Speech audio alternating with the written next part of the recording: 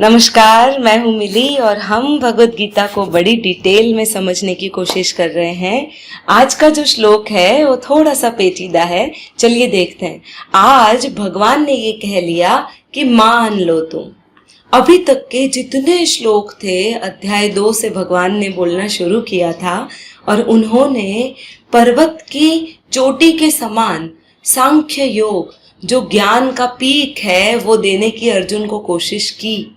पर उनको अर्जुन में किसी तरह की कोई हलचल, किसी तरह की कोई सांत्वना जो लगे या किसी तरह का कोई उत्साह अर्जुन में अभी तक दिखा नहीं। अर्जुन ने न तो कुछ बात बताई, ना ही सिर ही हिलाया, वह सिर्फ शोक में गमगीन पड़े रहे। तब जाके भगवान को, आप सोचिए, उन भगवान की भी क्या विडंबना होगी कि उन्होंने सारी चीजें जानने के बावजूद भी अर्जुन को ये बोल लिया कि ठीक है, तुम मान लो। आपको पता है, हम जब भी किसी चीज के बारे में बात करते हैं, आजकल जैसे हम लोग अपने बच्चों को बताते हैं, और बच्चे थोड़े बहुत, क्योंकि उनमें क्यूरियोसिटी होती है, और अगर बच्चे किसी चीज को लेकर कोई क्वेश्चन कर ले और हमें वो चीज पता नहीं होती, तब हम क्या कहते हैं, तू मान ले बस। ऐसा होता है। जैसे अधिकतर धर्म गुरुओं ने हमारे साथ किया है, चीजों को सिर्फ मानने के बारे में बोल दिया है कि शनि खराब होता है, मान लो, शुक्र अच्छा होता है, मान लो, राहु की दशा बुरी है, मंगल की दशा बुरी है, शनि की 7.5 बुरी है, ये बस मान लो। उन्होंने हमें कोई पर्टिकुलर रीजन नहीं बताया कि क्यों कोई एलिमेंट है और उस एलिमेंट का इफेक्ट हम पे कैसे आता है और क्यों हम पे ही आता है।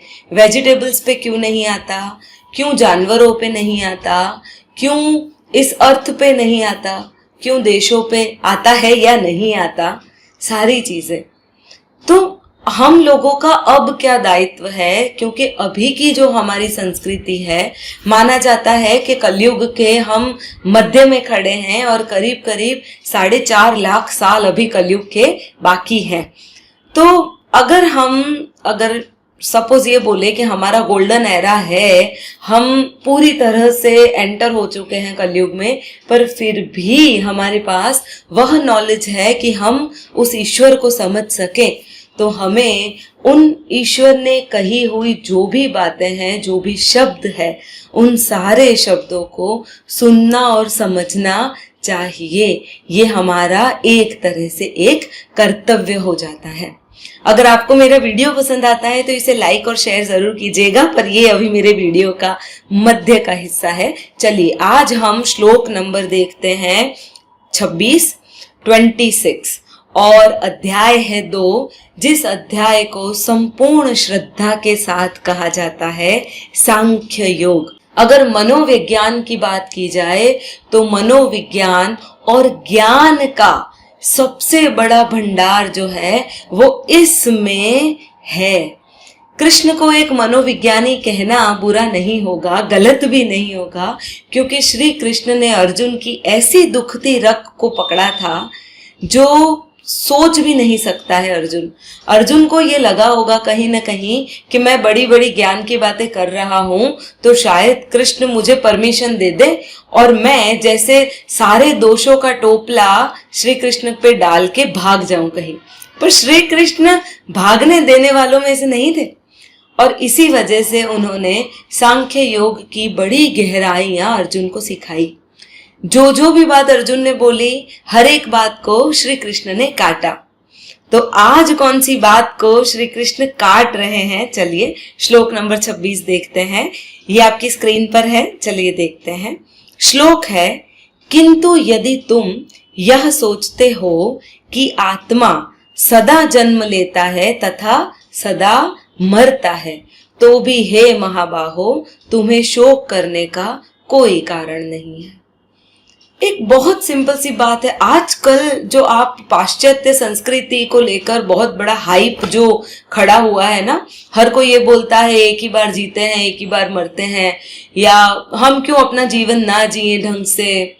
तो ठीक है, आप जियो, मैं ये नहीं कह रही जीवन नहीं जीना चाहिए, बात सही भी है। करीब करीब 99% लोगों को नहीं पता है कि दोबारा किस तरह से वे कौन सी फैमिली में कैसे जन्म लेंगे या फिर नहीं लेंगे। तो चलिए हम भी यही बात मान लेते हैं कि आत्मा बार बार जन्म लेती है और बार बार मरती है। कोई अस्तित्व नहीं है, सिर्फ शरीर ही है जो सब कुछ है। पर आपको पता है, जब ये फीलिंग लोगों के अंदर आ जाती है कि हम ऐश ना करें, हमें एक ही बार जीवन मिलता है, आप समझिए इसके कितने ड्रॉबैक्स हैं। जब किसी को ऐसा लगे कि मैं सिर्फ एक ही जीवन जीता हूं, तो उसको पॉजिटिवली लेने वाले लोग कितने होंगे और नेगेटिवली लेने वाले लोग कितने होंगे। कितने लोग बोलेंगे कि अगर एक ही जन्म जीना है तो पेट भर के खाओ, एक ही जन्म लेना है तो फिर मन चाहे उतना सो, अगर ऐसा ही है तो शराब पीते हैं, जितना चाहे उतना सेक्स करो, जितने लोगों के साथ चाहे उतना सेक्स करो। आपको नहीं लगता ये कहीं ना कहीं राक्षसी ये वृत्ति है? हमारा ही एक ऐसा धर्म है जो कहता है कि आत्मा है, कोई ऐसी चीज है जो अमर है हम लोगों में। बाकी कोई धर्म इस बात की पुष्टि नहीं करता है कि आत्मा है भी या नहीं, या अवतार है भी या नहीं, पर हम करते हैं। और हम ही जो लोग हैं, हमने ही पूरे विश्व को आत्मा दी है, हमने ही उन्हें कर्म का सिद्धांत सिखाया है। हमारी जो संस्कृति है, हमें उसके नतमस्तक होना ही पड़ेगा। पर हाँ, हमारे ऊपर बहुत सारे लोगों ने आके शासन किए हैं, तो हम ये बोल सकते हैं कि ये पॉसिबल नहीं है कि कुछ लोगों का हम माइंड चेंज कर सके या मेंटालिटी बदल सके। पर हाँ, एक चीज जरूर है, हम हमारी मेंटालिटी जरूर बदल सकते हैं। हम ये कह सकते हैं कि अगर एक ही जन्म है, हम भी अर्जुन की तरह मान लेते हैं कि अगर एक ही जन्म है तो क्यों ना उस एक जन्म की एक एक सांस चीजों को समझने में लगा दे, क्यों ना उस एक जन्म का हर एक दिन भगवत गीता और उपनिषदों को समझने में लगा दे। अगर हमारी ये जो तरंग है, हमारा जीवन जो सिर्फ एक तरंग मात्र है, अगर ये उठा भी है तो क्यों ना इसमें हम थोड़ा सा संयम कर ले। क्यों हम ये ना जाने कि ओरिजिनली जीवन क्या है, ये सृष्टि क्या है और हम क्यों हैं। हम क्यों ये समझे कि सिर्फ ऐश आराम करना ही जीवन है। आप देखिए, अधिकतर एडवर्टाइजेस जो बताते हैं वो आपको सिर्फ कंज्यूम करना सिखाती है। आपने कभी मार्केटिंग के बोर्ड्स देखे कि अच्छा आपके पास अच्छा खाना सही टाइम पे डिलीवर हो जाएगा तो आप दुनिया के सबसे खुश इंसान हैं। अगर आप फला फला आइसक्रीम खा लेंगे तो आपके लिए ये जीवन स्वर्ग के बराबर है। अगर आप किसी जगह पे फ्लैट खरीद लेंगे तो घर में खुशियां ऐसे ही आ जाएगी।